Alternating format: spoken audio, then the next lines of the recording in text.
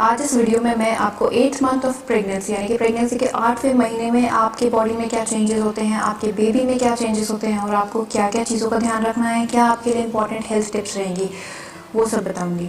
तो सबसे पहले बेबी की बात करते हैं। बेबी हमारा 8th मंथ पे ऑलमोस्ट 18 इंच के आसपास लगभग उसकी लेंथ हो जाती है, लगभग एक पाइनएप्पल के साइज़ का आप मान सकते हो।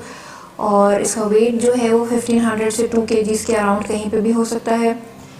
बच्चा अभी पूरी तरह से मेच्योर है, उसकी मेच्योरिटी सारे ऑर्गन्स की मेच्योरिटी हो चुकी है एक्सेप्ट फॉर लंग्स की मेच्योरिटी अभी बाकी है। लंग्स पूरी तरह से मेच्योर नहीं होते हैं, लेकिन 34 हफ्ते के बाद लंग्स भी मेच्योर हो जाते हैं। ये चीज़ का इम्पोर्टेंस इसलिए है कि आपने कई बार देखा होगा कि बेबी अगर प्री टर्म हो रहा है, प्री टर्म डिलीवरी के संकेत लग रहे हैं, तो डॉक्टर कुछ स्टेरॉइड्स के इंजेक्शन एडवाइस करते हैं। तो वो स्टेरॉइड्स के इंजेक्शन बेबी की लंग की मेच्योरिटी के लिए ही होते हैं और वो बहुत इंपॉर्टेंट रहते हैं। अगर आपको कभी भी टाइम से पहले दर्द चालू हो जाए 8वें महीने में, ये इंजेक्शंस का बहुत इंपॉर्टेंट रोल रहता है। तो आपको हमेशा ध्यान रखना चाहिए कि आपके इंजेक्शन लगे हैं कि नहीं लगे हैं। फिर उसके बाद बेबी का जो स्किन है उसमें मेलानोसाइट्स, मैंने लास्ट वीडियो में बताया, कुछ सेल्स होते हैं जो कलर देते हैं स्किन को, वो दिखना स्टार्ट होते हैं तो स्किन में कलर आने लगता है। जो लैन्यूगो हेयर्स थे वो फॉल होना स्टार्ट हो जाते हैं। बेबी का वेट कॉन्स्टेंटली इंक्रीज़ हो रहा है, उसमें फैट डिपोजिशन होता है, इसलिए वेट भी बढ़ता है। उसके मसल्स स्ट्रॉन्ग हो रहे हैं, उसकी बोन्स में भी डेंसिटी बढ़ती है, बोन्स की स्ट्रेंथ बढ़ती है। बेबी के कुल मिला के सारा डेवलपमेंट कंप्लीट रहता है। अगर फॉर एनी रीज़न डिलीवरी करानी पड़ती है या लेबर पेन्स चालू हो जाते हैं महिला को टाइम से पहले, तो फिर बच्चा सर्वाइवेबल रहता है। प्रोग्नोसिस बहुत अच्छा होता है अगर ढंग से केयर दी जाए, अच्छे सेंटर में बेबी को नियोनेटल केयर मिले तो सर्वाइवल रेट्स अच्छे हैं। 8th मंथ पे भी अगर डिलीवरी हो जाती है तो भी बच्चा सर्वाइवेबल होता है क्योंकि उसका पूरा डेवलपमेंट हो चुका है।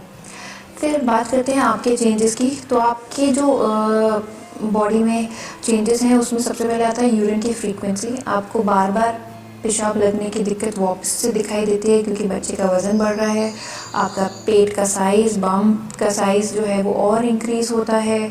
आपकी स्ट्रेच मार्क्स की प्रॉब्लम बढ़ती है, आपको ऊपर तक स्ट्रेच मार्क्स बनने लगते हैं, आपको इचिंग रह सकती है, छाती में भारीपन रह सकती है, ब्रेस्ट में से कई बार लीकिंग दिखाई दे सकती है कि लिक्विड वाटरी या फिर मिल्की डिस्चार्ज दिख सकता है ब्रेस्ट में से, तो वो भी एक सिम्टम रहता है। बहुत सारा एक्सेसिव अगर डिस्चार्ज है, मिल्की डिस्चार्ज है ब्रेस्ट में से, या फिर ब्रेस्ट में बहुत भारीपन हो गया, एंगॉर्जमेंट हो गया है, पेन कर रहा है, तो आपको डॉक्टर की सलाह लेनी है। नहीं तो हल्के फुल्के पानी जैसे या फिर मिल्क जैसे डिस्चार्ज के लिए आपको कोई चिंता नहीं करनी है। आपका वेट काफ़ी रैपिडली इंक्रीज़ होता है इस टाइम पे। आपको कब्ज़ की शिकायत रह सकती है, बैक पेन की रह सकती है और निचले हिस्से पे नलों में दर्द रह सकता है। लेकिन ये सारे जो पेन है वो सेल्फ लिमिटिंग है। आपको बहुत ज़्यादा नहीं कुछ भी पेन जो है बहुत ज़्यादा लंबे समय तक नहीं होता, लगातार नहीं होता।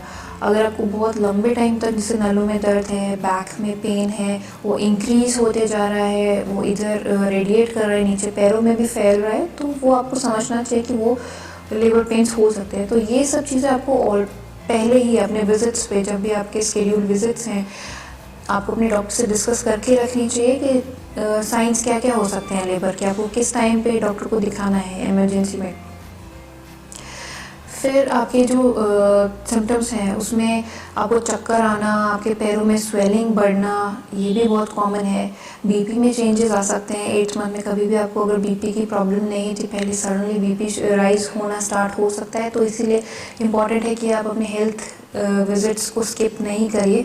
8वें महीने में एवरी 15 डेज़ आपको बुलाया जाता है कि आप 15-15 दिन में आके एक बार चेकअप कराएं, तो वो आपको मिस नहीं करना है। उसमें आपका बीपी, वेट और बाकी बच्चे का हार्ट रेट और आपके बच्चे का साइज़, वो सब चेक होता है। इसके बाद बात करते हैं कुछ हेल्थ टिप्स की। तो टिप्स में सबसे पहले यही कहूँगी कि रेगुलरली डॉक्टर के संपर्क में रहिए। आपके जो भी विजिट्स प्लान हैं आप जाइए, आपको जो भी उन्होंने एडवाइस किया है, tablets, iron, calcium, protein powder, multivitamins, जो भी आपकी हेल्थ को देख के, आपके बेबी की हेल्थ को देख के जो भी दवाइयाँ उन्होंने चालू कर रखी है वो आप स्किप नहीं करिए, वो आप रेगुलरली लें। इसके बाद आपने ध्यान ये रखना है कि आपको लेफ़्ट साइड की करवट लेके ही लेटना है। जब भी आप लेटते हो दिन में, रात में, जितना हो सके लेफ़्ट हैंड साइड की करवट लेके लेटिए, क्योंकि बच्चे को ब्लड फ्लो, ऑक्सीजन ज़्यादा जाता है उसमें, और बेबी का मूवमेंट भी आपको अच्छा फील हो सकता है। और मूवमेंट्स में आपको ये ध्यान रखना है कि कभी भी आपको 10 मूवमेंट से कम फील हुए हैं किसी भी दिन, तो आपको डॉक्टर को रिपोर्ट करना है। आपको डेली काउंट करना है बेबी मूवमेंट। अगर क्योंकि बेबी का साइज़ इंक्रीज़ हो रहा है तो ज़रूरी नहीं है कि पूरा, कई बार पेशेंट्स पूछते हैं कि बेबी तो घूम नहीं रहा है, गोल गोल गोल गोल घूमना कोई ज़रूरी नहीं है। बेबी का अगर किक भी फील हुआ है, आपको कोई फ्लिकरिंग मूवमेंट भी फील होता है, तो वो भी काउंट करना है। क्योंकि बच्चा अब साइज़ में इंक्रीज़ हो रहा है तो ज़रूरी नहीं है कि वो पूरा, उसको इतना स्पेस नहीं मिलता है कि वो पूरा रोटेट हो। तो आपको हर टाइप का मूवमेंट काउंट करना है, और कभी भी 10 मूवमेंट से कम परसीव हो रहा है तो आपके डॉक्टर को सलाह देनी है। इसके बाद आप अपने डॉक्टर के साथ, अपने फैमिली मेम्बर्स और अपने हस्बैंड के साथ मिलकर डिलीवरी प्लान्स ज़रूर बनाइए। आपको किस हॉस्पिटल में डिलीवरी करानी है, क्या आपके बर्थ प्लान्स हैं, और आपको बैग में, हॉस्पिटल बैग में क्या क्या रखना है, वो आप अभी से एक हॉस्पिटल का बैग पैक कर लीजिए कि इन केस इमरजेंसी में कभी ज़रूरत पड़ती है तो घर का कोई भी सदस्य उस बैग को कैरी कर सके हॉस्पिटल में। इसके अलावा आपने एक सोनोग्राफी, आपके डॉक्टर एडवाइस करते हैं आपको 32 वीक्स के अराउंड, जिसमें कलर डॉपलर होता है सोनोग्राफी में।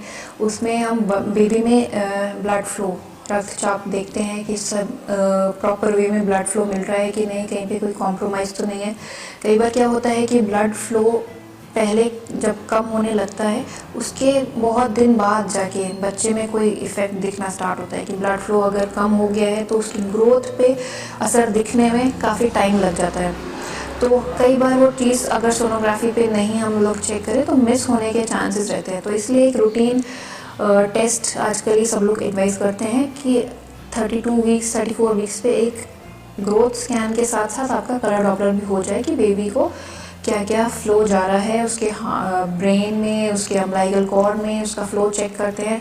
और कुछ भी ऐसा संकेत लगता है कि ब्लड फ्लो कम जा रहा है तो आपको इन्फॉर्म किया जाता है। कई बार इतना सीरियस इशू भी होता है कि डिलीवरी तुरंत भी करवानी पड़ती है, तो वो सब चीज़ें रहती है, वो आपको डॉक्टर एडवाइस करेंगे। साथ ही साथ अगर आपका हीमोग्लोबिन और बाकी शुगर का, यूरिन का टेस्ट नहीं हुआ है तो वो एक रिपीट करने का टाइम आ गया है। आपको अपने डॉक्टर से लेबर के स्टेजेस के बारे में पता करना चाहिए कि क्या क्या स्टेजेस होते हैं, लेबर की पूरी जानकारी लेनी चाहिए। False labour pain, true labour pain में इनमें फ़र्क करना आना चाहिए। आपको कब फॉल्स लेबर पेन हो तो आपको क्या करना है, ट्रू हो तो क्या करना है।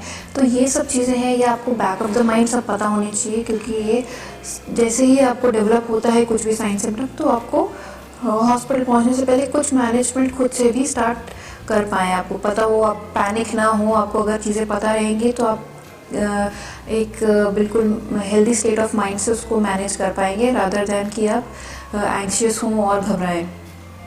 कुछ वार्निंग साइंस डॉक्टर समझाते हैं, जैसे कि बच्चे का कम घूमना, या फिर आपका वाटर बैग रप्चर होना, आपको सडनली ब्लीडिंग स्टार्ट होना, या फिर पेन स्टार्ट होना। ये कुछ इंपॉर्टेंट 4 पॉइंट्स रहते हैं कि आपको कभी भी डेवलप हो तो आप तुरंत दिखाइए। बाकी इसके अलावा बहुत सारे ऐसे वार्निंग साइंस होते हैं, एकदम से आँखों में धुंधलापन, या फिर तेज़ सर दर्द होना, पेट में ऊपरी हिस्से पे जलन या दर्द, ये सब भी कुछ सिम्टम्स हो सकते हैं।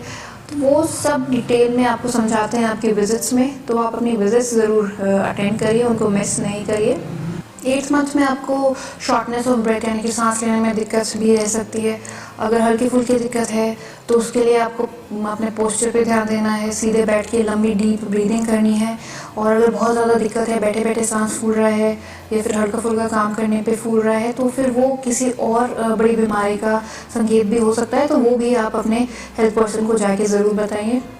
बैक एक के लिए आप लोकल मसाजेस, जैसे कि कोई लोकल पेन किलर्स ले सकते हैं, मतलब लगा सकते हैं, या फिर हॉट वाटर बैग्स का यूज़ कर सकते हैं। पोस्चर में चेंज कर सकते हैं, आप लेटते टाइम दोनों पैरों के बीच में तकिया रख सकते हैं और दोनों पैरों के नीचे भी रख सकते हैं। बैक सपोर्ट, जहाँ पे भी बैठते हो बैक के सपोर्ट में एक पिलो ज़रूर रखिए।